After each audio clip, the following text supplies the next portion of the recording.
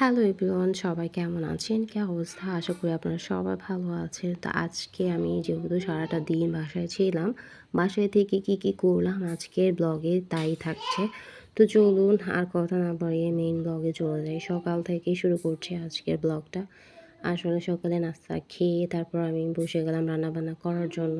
তো হাতে যেহেতু অনেক সময় আছে, তো ভাবলাম যে ছোট ছোট আলুগুলো অনেক দিন হলো বাসায় এনেছে।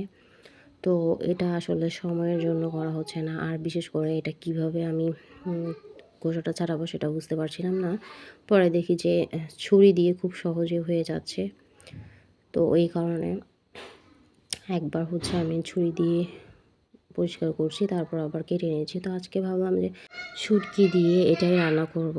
তো শুটকি দিয়ে রান্না করলে তো খুব ভালোই লাগবে, যেহেতু আলু ভাজি শুটকি দিয়ে করব। তারপর অনেক দিন ইচ্ছে করছিল কোনো একটা ভর্তা বানানোর জন্য, আর ফ্রিজে আমার ভর্তাটা ব্লেন্ড করা ছিল। এটার একটা রিলস ভিডিও আমি ছেড়েছি, তো অলরেডি আপনারা দেখেই ফেলেছেন। তো ভাবলাম এটাও একটু শেয়ার করে দিই।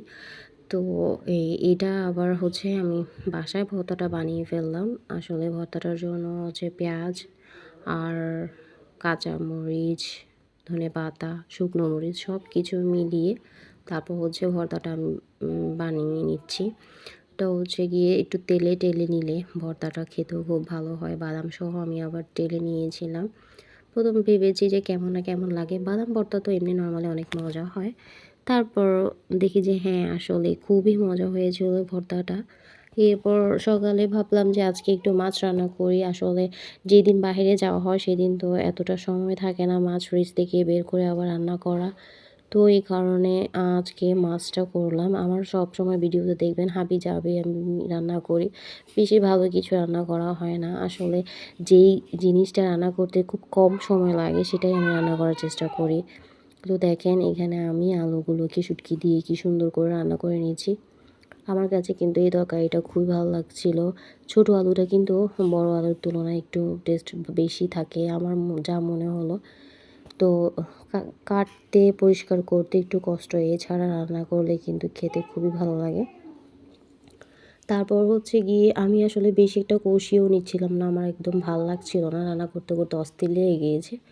একবার এটা করি, একবার ওটা করি। আসলে সব রান্না একসাথে করে নিচ্ছিলাম, তো এই জন্য একটু বেশি ঝামেলা লাগছিল। আর দেখেন মাছগুলো আমি একদম পারফেক্টভাবে উল্টাতে পারছিলাম না। পাবদা মাছের একটা সমস্যা, এই মাছগুলো উল্টাতে একটু সমস্যা হয়ে যায়, মানে মাছটা ভেঙে যায়।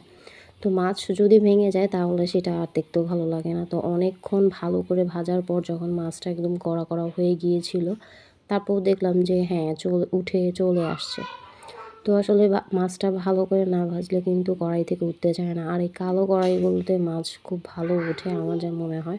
তবে আমার কড়াইগুলোতে না ওঠার কারণ আমি আবার এগুলোর ভিতরে তরকারিও রান্না করি।